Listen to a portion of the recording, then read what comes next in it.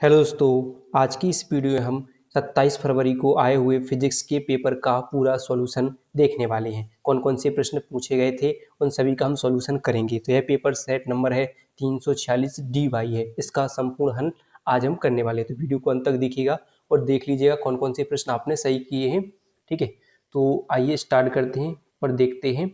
तो सबसे पहले तो आपको देखते हैं बहुविकल्पीय प्रश्नों को देखते हैं। तो इसमें पहला प्रश्न है, लैम्डा डी ब्रोगली तरंगदैर्घ्य के गतिमान आवेशित कण का त्वरक विभव 4 गुना करने पर डी ब्रोगली तरंगदैर्घ्य हो जाएगा। तो इसका सही आंसर था λ/2 था। ठीक है, फिर इनमें से किस गोलीय दर्पण से बनने वाली प्रतिबिंब का आवर्धन सदैव 1 से कम होता है? तो वो था उत्तल लेंस। उत्तल का किसका? उत्तल का था।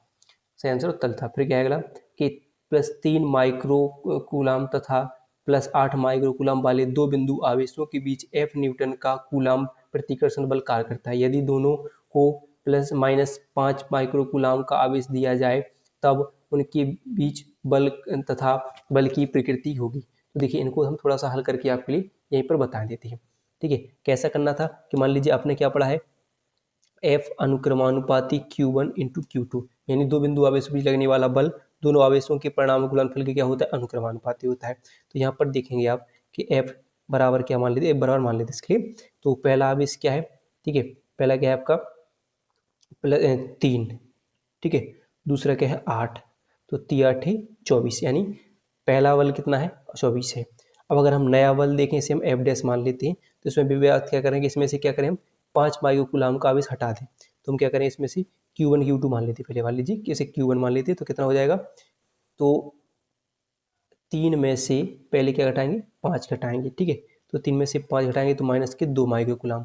फिर एक Q2 मान लेते हैं, तो क्या करेंगे हम 8 में से कितने घटाएंगे? 5 घटाएंगे, तो कितने बचेगा? 3 माइक्रो कूलाम बचेगा। ठीक है, अब हमें क्या बचा है कि नया बल निकालना था, तो क्या हो जाता? F' मान लीजिए, तो Q1 इंटू Q2, Q' मान ले Q1' और गुणे Q2' हो जाता। तो F' बराबर क्या होता कि क्या बनाए थे हमारे? -2 गुणे -3, तो 3 दूनी 6 बन जाती। ठीक है, अब हमें इनका अनुपात, यानी इनके बीच देखिए कि दोनों का अनुपात क्या होगा, यानी इनके बाद तो F क्या होगा? F' हो जाएगा। ठीक है, F' कितना निकला हमारा? 6 -6, और F जो कितना था? 24। 6 एकम 6, 6 चौके 24। तो यानी हमारा जो, अगर हम इसको कैची गुणा करें तो F' बराबर, यानी नया बल क्या होगा आपका? F' बराबर हो जाएगा आपका F का इसमें गुणा होगा F/4 हो जाएगा। ठीक है, F/4, और माइनस का चिन्ह है तो क्या करेगा? आकर्षण का काम करेगा। तो देखिए इसमें कौन सा है? F/4 न्यूटन आकर्षण बल। तो ये आपका सही आंसर था। ठीक है, ऐसे हल करके देखना था, वैसे ये आंसर मैं डायरेक्ट भी बता सकता थी, लेकिन इसको हमने ऐसे करके सॉल्व किया। ठीक है, फिर देखिए अगला है, दी गई नाभिकीय प्रक्रिया में W का गण क्या है? तो W क्या है? यहाँ पर न्यूट्रॉन है। क्या है? न्यूट्रॉन है। ठीक है, ये बात ध्यान रखना है। फिर देखिए अगला है, L लंबाई के एक तार से एक लूप की कुंडली बनाई जाती है तथा बाद में दूसरी तार से 3 लूप की कुंडली बनाई जाती है। यदि दोनों स्थितियों में धारा समान रखे तब केंद्र पर चुंबकीय क्षेत्रों का अनुपात क्या होगा? तो 1:9 इसका सही आंसर था। ठीक है, फिर अगला है, एक ही पदार्थ की समान लंबाई और समान मोटाई के n तारों को समांतर क्रम में जोड़ने पर तुल्य प्रतिरोध R प्राप्त होता है। इन्हें श्रेणी क्रम में जोड़ने पर कुल प्रतिरोध कितना प्राप्त होगा? तो n² R प्राप्त होगा। ठीक है, पहले श्रेणी क्रम क्या होता है? n, लेकिन जब अलग अलग जोड़ा तब इनका n² R हो जाता है। ठीक है, ये हो जाएगा। फिर आता था आपका प्रश्न, यानी जो सेक्शन बी, यानी खंड बा। इसमें पहला प्रश्न पूछा है, गतिशीलता की परिभाषा तथा सूत्र लिखिए। तो ये देखते हैं, गतिशीलता क्या होती है? किसी आवेश वाहक की गतिशीलता वह अभ्यावेग वेग है जो उसके द्वारा एकांक वैद्युत क्षेत्र प्राप्त किया जाए, जिसके द्वारा एकांक वैद्युत क्षेत्र प्राप्त किया जाता है। इसे हम म्यू से प्रदर्शित करते हैं। म्यू बराबर BD/E होता है। इसका मात्रक की बात करें मीटर² वोल्ट सेकंड हो जाता है। फिर पूछा गया सूक्ष्म तरंगों के उपयोग। तो सूक्ष्म तरंगों के उपयोग क्या है? वायुयानों के नेविगेशन के लिए, रडार में, माइक्रोवेव ओवन में भोजन पकाने में, परमाणु तथा अणुओं की संरचना के अध्ययन में, वाहनों तथा क्रिकेट की गेंद की चाल ज्ञात करने में इसके किया जाता है। फिर देखिए अगला है, अनुचुंबकीय तथा प्रतिचुंबकीय पदार्थों में अंतर। थोड़ा इसमें बड़ा लिखना था। थोड़ा कैसे लिखोगे आप कि अनुचुंबकीय पदार्थ के परमाणु अथवा अणुओं में कुछ ऐसे अधिक इलेक्ट्रॉन होते हैं जिनका चक्रण एक ही दिशा में होता है, अतः अनुचुंबकीय पदार्थ परमाणुओं में स्थायी चुंबक आघूर्ण होता है, जबकि प्रतिचुंबकीय पदार्थ में परमाणुओं का कुल चुंबकीय आघूर्ण शून्य होता है, क्योंकि प्रतिकर्षण पदार्थों में इलेक्ट्रॉन युग्म में होते हैं। प्रत्येक युग्म में इलेक्ट्रॉन का चक्रण दूसरे इलेक्ट्रॉन के चक्रण, ठीक है, क्या लिखा है, चक्रण से विपरीत दिशा में होता है। इस प्रकार युग्म के इलेक्ट्रॉन एक दूसरे के चुंबकीय आघूर्ण को पूर्णतः निरस्त कर देते हैं। तो एक दूसरे का बस एक मेन अंतर हो गया इसमें, ऐसे लिखना था। फिर पूछा गया क्या कि लेंस के प्रकाशिक केंद्र को क्या है, लेंस के प्रकाशिक केंद्र से क्या तात्पर्य है। क्या है लेंस का प्रकाशिक केंद्र? किसी प्रकाशिक केंद्र लेंस के मुखअक्ष पर स्थित वह बिंदु है जिससे होकर जाने वाली प्रकाशीय किरणें अपवर्तन के पश्चात बिना विचलित हुए सीधी निकल जाती हैं। यानी ये लेंस है, ये यहाँ पर प्रकाशिक केंद्र सी हो जाता है, ये मुखअक्ष हो जाती है। जब प्रकाश किरण आती हैं तो यहाँ से बिना विचलित हुई सीधी निकल जाती है, तो वह प्रकाशिक केंद्र कहलाता था। अगला प्रश्न है, पी टाइप के अर्धचालकों में आवेश वाहक क्या होते हैं? तो कोटर, ठीक है, क्या था, कोटर आंसर था इसका। फिर अगला है, समविभव पृष्ठ किसे कहते हैं? क्या किसी वैद्युत क्षेत्र में खींचा गया वह पृष्ठ जिस पर स्थित सभी बिंदुओं पर वैद्युत विभव बराबर हो समविभव पृष्ठ कहलाता है, ठीक है, ये था। फिर देखिए आपका आता है खंड सा, इसमें सेक्शन सी, इसमें पहला प्रश्न पूछा गया था, किसी धातु पृष्ठ का कार्यफलन 3.2 इलेक्ट्रॉन वोल्ट है। 4.0 इलेक्ट्रॉन वोल्ट के फोटोन के आपतित होने पर पृष्ठ से उत्सर्जित फोटो इलेक्ट्रॉनों की गतिज ऊर्जा जूल में ज्ञात कीजिए। तो देखिए क्या होता है, फोटो यानी एक फॉर्मूला होता है E बराबर W प्लस ई के, ठीक है, ई के, ये हमने पढ़ा था कि जब आपने जो आइंस्टीन का प्रकाश विद्युत समीकरण सोल्व करते हो जब इसमें देखा है, तो हमें ई के गतिज ऊर्जा निकाल ली है, तो W को इसके पास पूछा यानी कार्यफलन होता है, तो ई के बराबर क्या होगा, ई माइनस जो W यानी कार्यफलन, ये फुल फोटो इलेक्ट्रॉन की ऊर्जा हो जाती है, ये गतिज ऊर्जा होती है, कार्यफलन हो जाता है, ठीक है। तो हम देखेंगे तो ई के बराबर ई कितना दे रहे हैं 4.0, तो 4.0 माइनस करेंगे कितने करेंगे इसमें से 3.2, तो 3.2 को क्या करेंगे माइनस, तो आपका बचेगा ई के बराबर कितना बचेगा 0.8 इलेक्ट्रॉन वोल्ट आ जाएगा। अब इसको बनाना है जूल में, तो जूल में बनाने के लिए क्या करते हैं कि इसमें हम 0.8 एक इलेक्ट्रॉन वोल्ट का मान होता है 1.6 गुणे 10⁻⁻19, तो आप गुणा करोगे इसमें तो 1.28 गुणे 10⁻⁻19 जूल निकल कर आ जाएगा। तो इसमें ऐसे सॉल्व करना था, ठीक है।